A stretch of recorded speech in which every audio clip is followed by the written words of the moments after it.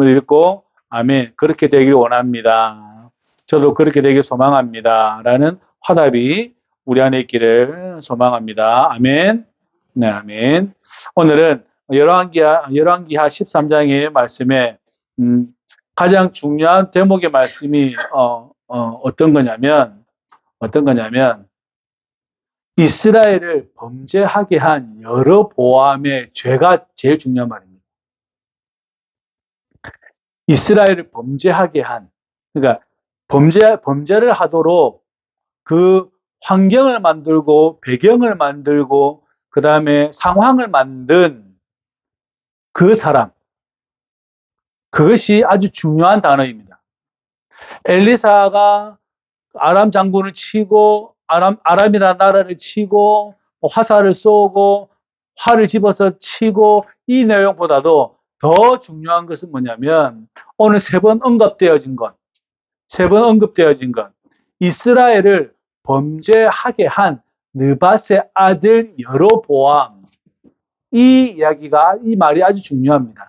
이 열왕기하에서 가장 중요하게 여기는 게 뭐냐면 범죄하게 한 배경을 만들고, 그러니까 다른 사람 죄에 빠지도록, 자기만 빠져가지고 자기만 콩하면 상관이 없는데 다른 사람도 죄에 빠지게 하고, 다른 사람도 못 가게 하고, 다른 사람도 길을 막아서 가면 안 된다고 하고, 그런 상황과 여건과 상황과 환경을 만든 것에 대해서 이야기하는 거예요.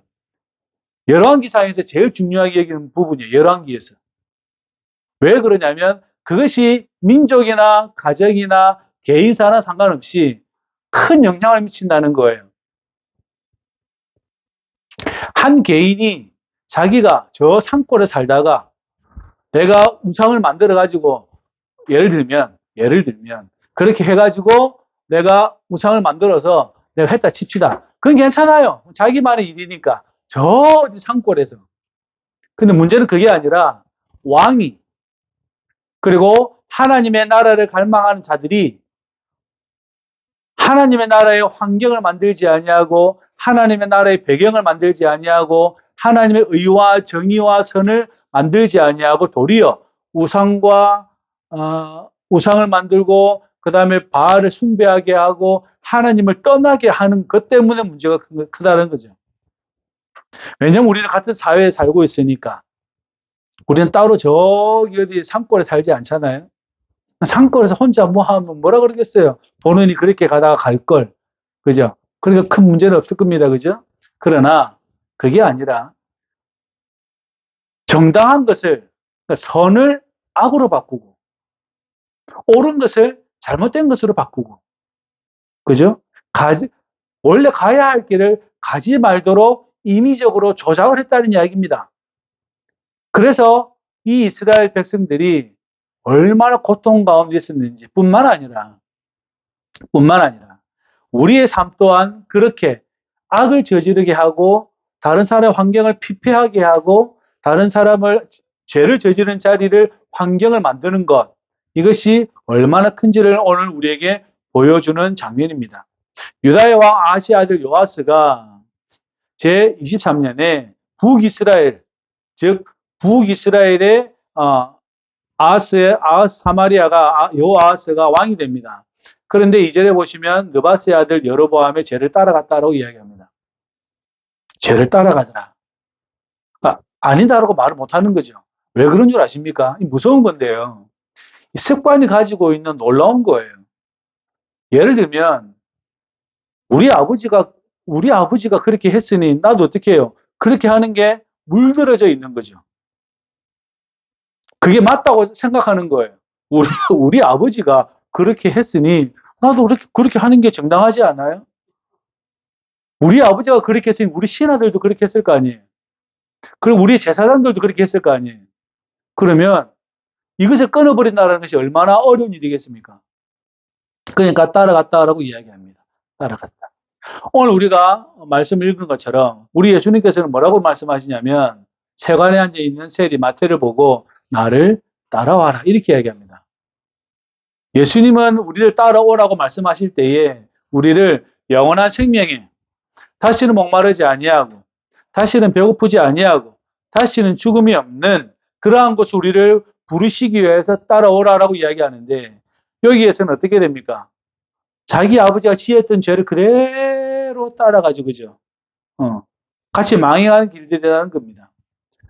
그러니까 주님께서 어떻게 하셨냐면 아람 왕 하사엘의 손 엘리사가 그 신하 하사엘을 보고 울었던 장면 기억하십니까? 눈물을 흘려요. 이 하사엘이 자기 주인을 죽이고 쿠데타를 일으켜서 북이스라엘을 침범할 건데 수많은 북이스라엘 사람들이 죽어나갈 것을 알고 엘리사가 울잖아요. 그러니까 하사엘이 물어보는 거죠. 왜 그렇게 우십니까? 너가 우리나라에 쳐들어와서 그렇게 될 줄을 있는데 안다는 거죠. 그러니까 하사엘이 뭐라 그러죠? 이 개 같은 종이 뭔 그 권력이 있다고 그렇게 했습니까? 라고 하자마자 돌아가가지고 자기 주군을 죽이고 자기가 왕이 되어버렸죠. 오늘 3절에 말하는 것처럼 하사엘의 손과 그의 아들 베나다의 손을 넘기셨다고 이야기합니다. 북이스라엘 죄를 심판하고 계시는 거죠. 그래서 아람 왕이 이스라엘을 학대합니다. 그러니까 여호아스가 하나님께 기도합니다. 하나님, 저를 도와주십시오. 평소 때는 우상에게 가서 절하고, 평소 때는 우상에 가서 절을 하고, 좀 급하면 누구한테 가요? 여호와, 하나님께 가는 거죠. 희한하죠, 그죠? 평소 때 하나님께 가고, 급하면 하나님께 가야 되는데, 평소 때도 하나님께 가고, 급해도 하나님한테 가야 되는데, 평소 때는 바알에게 가고, 좀 급하다 그러면 누구한테 가요? 여호와 하나님께 가는 거죠. 왜요? 바알이 힘이 없거든. 바알이 힘이 없잖아요. 왜 그렇습니까? 아람 왕이 믿는 우상과 내가 믿는 우상이 같잖아요. 그렇지 않아요? 아람 왕이 믿는 우상과 내가 믿는 우상이 같다고. 그럼 우리 신은 힘이 없는 거죠. 아람 왕 신은 힘이 있는데 우리 신은 힘이 없어. 그럼 누구한테 가야 돼요? 여호와한테 가요. 평소 때는 먹고 살만할 때는 누구한테 가요? 우상한테 가요. 근데 급하면 누구한테 가요? 여호와한테 가요. 여호와 하나님께 가요. 천지의 주제이신 여호와여 이러면서 이제 가는 거죠. 성경이 어느 것과 비슷합니까? 사사기와 비슷하죠. 하나님 살려주십시오 해가지고 사사로 살려주셨어요. 그럼 또 어떻게 가요? 죄 지으러 가죠. 그죠? 희한합니다. 사람의 마음이라는 게. 저와 여러분들은 평소 때 누구한테 가요? 하나님께 가세요. 그리고 급하면 또 하나님께 가세요. 그럼 될 일 아닙니까? 그럼 될 일 아닙니까? 평소 때는 우상에게 가고 급할 때는 하나님께로 가고 이게 사람의 모습인 거죠. 북이스라엘이 똑같이 그러한 일들을 합니다. 그러니까 5절에 보니까 하나님께서 구원자를 이스라엘 백성에게 주셨는데 아람 사람의 손에서 벗어나게 했다라고 이렇게 얘기합니다. 그리고 6절에 보면 그들이 이스라엘에게 범죄하게 한 여로보암의 집에서 떠나지 아니하고 그 안에서 따라 행하며 사마리아의 아세라 목상을 그냥 두었다 이렇게 얘기하는 거예요. 살려주면 또 가서 하고 또 살려달라 그러고 평소에는 여기 갔다가 급하면 저기 갔다 그래요. 사람 마음 일관성이 없는 거죠. 믿으려면 우상을 믿으려면 차라리 우상을 깊게 믿든가. 근데 왜 그게 잘 안 되냐면 그게 자기 조상 때로부터 묻어온 게 있어서 그렇습니다. 마음 안에 두 가지가 싸우는 거예요. 아예 여호와 하나님을 모르는 사람들은 아예 우상 안에 있으니까 상관이 없어요. 그러나 이것을 조상 때로부터 듣고 교육을 받아온 사람들은 이 두 마음이 늘 교차해져 있습니다. 두 마음이 교차해져 있어요. 그러니까 평소 때는 여기 갔다가 급하면 저기 가는 거예요. 급하면 저기 가는 거지. 우리는 그렇게 되지 않기를 주의 이름으로 부탁을 드립니다. 근데 아람 왕이 여호아스의 백성을 멸절합니다. 다 없애버립니다. 마당에 티끌같이 했다라고 성경은 말합니다. 그래놓고 어떻게 하냐면 마병 50명과 말을 몰 수 있는 50명과 병거 10대와 수레가 달린 그런 자동차 같은 거를 10대 놔두고 보병 10,000명을 두고 반명을 두고 그 사람들은 다 무장을 해제시켜 버립니다. 뭐냐면 군대가 아니에요. 말 끄는 사람이 10명이고 50명이고 병거가 10대면 이미 군대가 아니죠. 군대가 아니에요.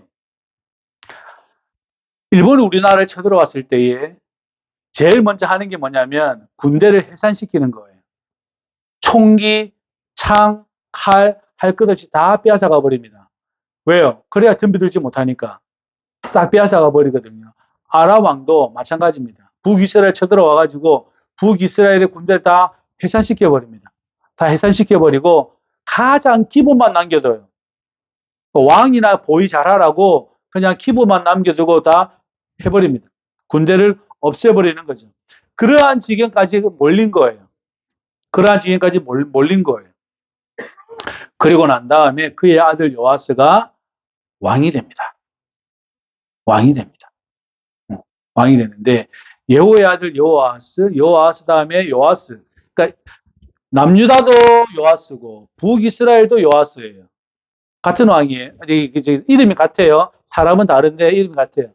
남유다도 박태환이고 북이스라엘도 박태환인 거죠. 그러니까 사람이 달라요. 여기는 밀양 박씨고 여기는 뭐 경주 박씨고 뭐 이런 식인 거예요. 그래서 여호와가 등극했는데 11절 보세요. 여호와께서 보시기에 악을 행하여 이스라엘에게 범죄하게 한 느바스의 아들 여로보암에서 죄에서 떠나지 아니하고 그 가운데로 행하였더라 이렇게 얘기합니다. 예후의 아들들이 그래요. 지금 북이스라엘을 아합을 무너뜨린 이 예후의 아들들이 그렇다라는 이야기입니다. 그죠? 희한하죠, 그죠? 희한하지 않나요? 성경 읽으면 재밌지 않아요? 지금 아합과 이세벨을 무너뜨린 사람이 누굽니까? 예후라는 사람이에요. 그 아들, 자기 아버지가 보았던 그 아들 여호아스가 누구로 따라가냐면 여로보암을 따라갑니다. 옛적에 처음에. 그 다음에 요아스도 따라갑니다. 그렇게 됐다라는 거예요. 이 장에서 3번이나 언급이 됩니다. 3번이나 언급이 돼요. 그만큼 무서운 거예요. 한 번에 죄의 환경을 만들어 놓은 것이 얼마나 큰지를 저와 여러분이 잘 알아야 합니다. 한 번에 만들어 놓은 환경, 한 번에 만들어 놓은 습관, 한 번에 만들어 놓은 어떠한 그 나의 생각들이 다른 사람을 죄짓게 하는 데에 아주 크게 쓰임 받습니다.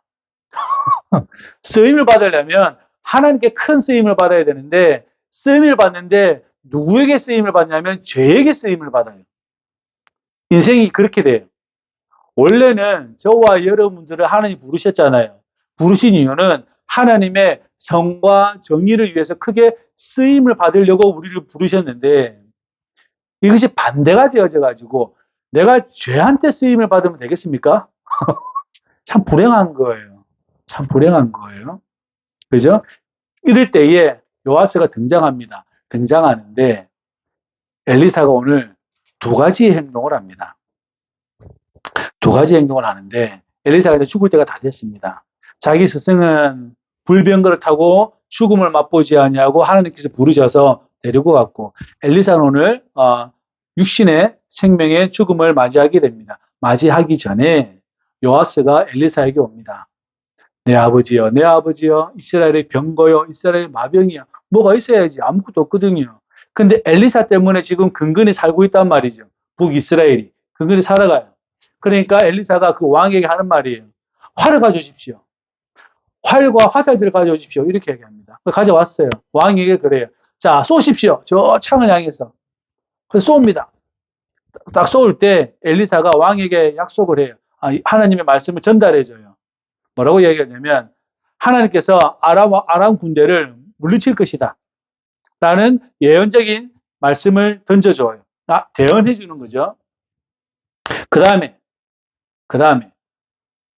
활을 가지고 치래요. 왕이 치는데 몇 번 쳤다고 나와 있어요? 3번 쳤다고 나옵니다. 그러니까 엘리사가 화를 냅니다. 왜 3번만 쳤냐는 거지.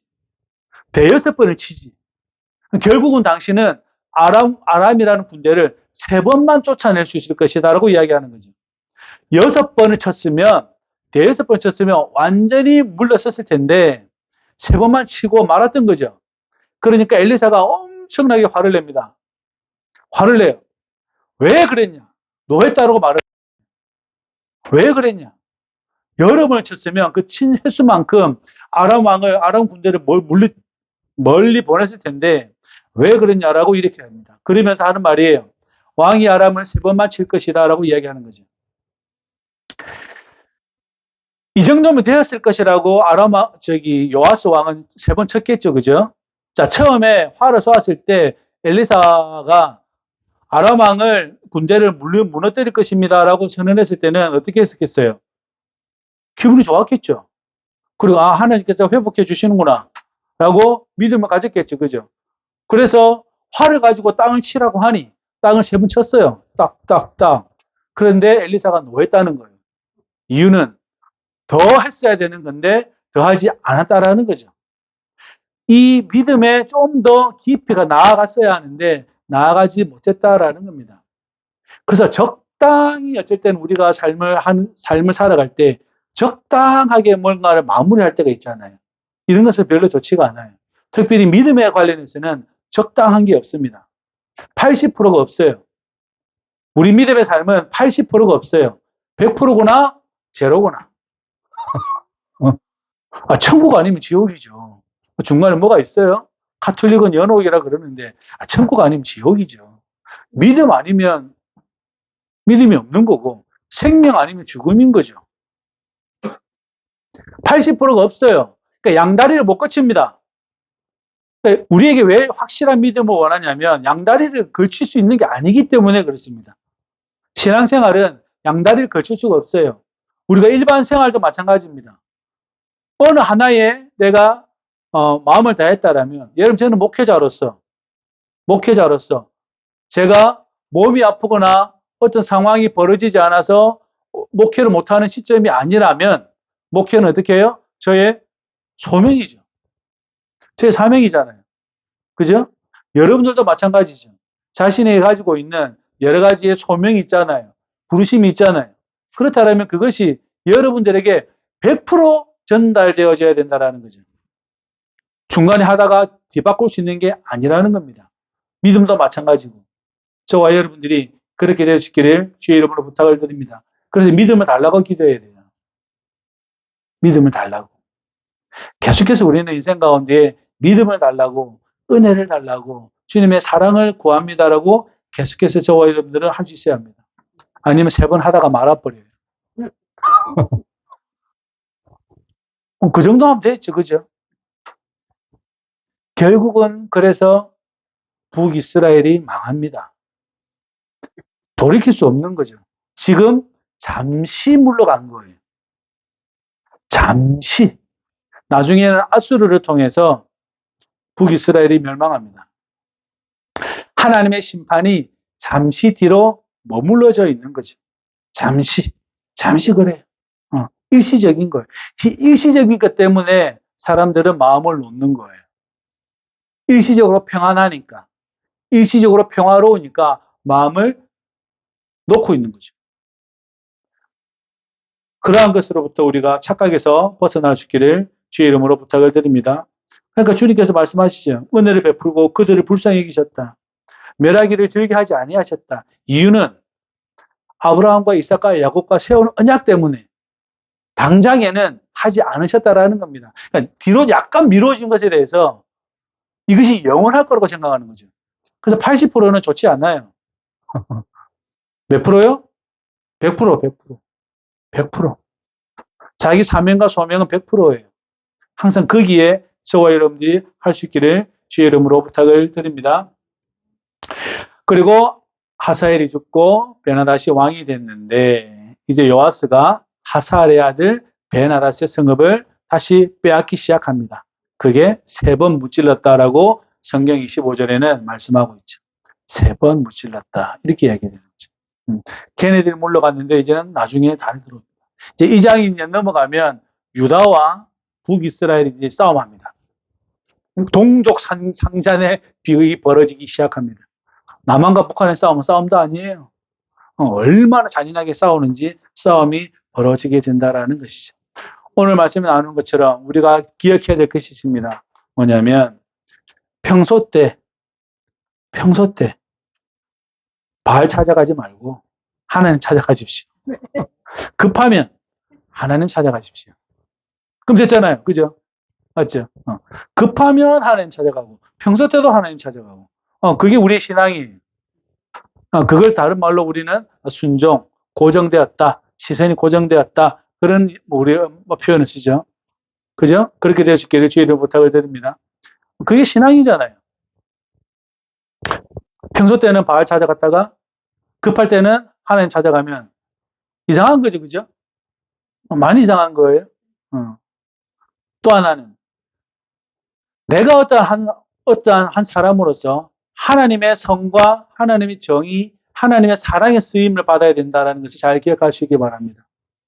내가 이스라엘을 범죄하게 한 여로보암의 그 죄의 환경을 만드는 인생이 되지 않기를 주의 이름으로 부탁을 드립니다. 성경에서 끊임없이 이 사람의 이름이 열거되잖아요. 나열되잖아요. 여러분이 복음서 읽어보면 이런 분이 한 분이 계세요. 예수님이 집에 들어갔는데 한 여인이 200데나리온이나 되는 향유를 가지고 예수님의 머리에 붓고 막 씻겨져요. 그러니까 뭐라고 이야기하냐면 제자 중에 한 명이, 가룟 유다죠. 제자 중에 한 명이 이 200데나리온을 팔아가지고 가난한 사람이 나눠주면 얼마나 좋냐? 라고 이야기합니다. 그러니까 우리 예수님께서 뭐라고 말씀하시냐면 이 여인의 하는 행동을 가만히 두어라. 지금 이 여인의 하는 행동은 나의 장사, 나의 죽은 이후에 나를 장사 지내려고 하는 행동이다. 라고 말씀하시면서 그 다음 말씀이 기가 막힌 말이에요. 이 여인이 한 행적은 영원히 기록될 것이다라고 이야기합니다.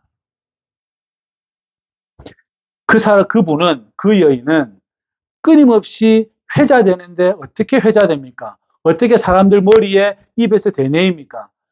예수님의 장사를 미리 알고 준비한 여인, 예수님이 칭찬한 여인, 이렇게 되는 거죠. 지금 이 사람은요, 이스라엘을 범죄하게 한 인간, 이렇게 되는 거예요. 나라는 한 인간이 이 땅에 태어나서 내가 하나님의 선을 위해서 사용되어질 것인가, 쓰임을 받을 것인가, 아니면 이렇게 내가 쓰임을 받아야 될 것인가 생각 한번 해보십시오. 아담의 범죄 때문에 죄가 세상에 들어왔다. 그런데 예수님의 순종으로 말미암아 생명이 세상에 들어왔다. 아시죠? 이 말씀을 아시죠? 어떠한 역할을 하시길 원하십니까? 저와 여러분들이. 예수님의 역할을 하기 원하십니까? 아담의 역할을 하기 원하십니까? 당연히 예수님의 역할을 하기 원하죠. 그렇게 하기 위해서는 우리의 믿음이라는 것이, 저와의 믿음이라는 것이 온전해질 때까지 끊임없이 우리가 나아가는 그러한 인생이 되기를 주의 이름으로 부탁을 드립니다. 그래서 오늘 말씀 중에 어떤 한 장면 중에 엘리사의 무덤에 도적대에 닿았더니 살아났다라는 말씀이 있잖아요. 그죠? 말씀이 있습니다. 말씀이 있는데 우리도 마찬가지예요. 내가 하나님의 선의 쓰임을 받기를 원하고 내가 선한 이름을 남기기 원한다라면 우리의 몸은 누구의 이름에 닿아야 우리가 살 수 있겠습니까? 예수님의 이름에 닿아야죠. 예수의 이름에 닿아야 합니다. 그래야 내 사명도 나의 소명도 내 사회의 역할도 또한 여러 가지 삶 가운데에 모든 것들에 나를 살리게 하시는 분, 그 예수의 이름에 저와 여러분들이 닿기를 주의 이름으로 부탁을 드립니다. 우리 모든 팔복교회가 그렇게 되시기를 주의 이름으로 부탁을 드립니다. 과거에 우리에게 어떠한 일들이 어떠한 상황이 벌어져 있을지라도 다시 예수님께 붙어지고 또한 그것이 나의 소명인 것을 깨닫고 예수를 따라갈 수 있는 저와 여러분 되기를 주의 이름으로 축복합니다. 기도합시다. 저를 따라합니다. 하나님 감사합니다. 우리 주 예수 그리스도 안에서 구원하여 주시고 예수의 생명으로 살아갈 수 있도록 은혜를 베푸시니 감사합니다. 온전한 믿음 주옵소서. 완전한 믿음 주옵소서. 성령님 우리를 축복하여 주옵소서. 예수님의 이름으로 기도합나이다. 아멘.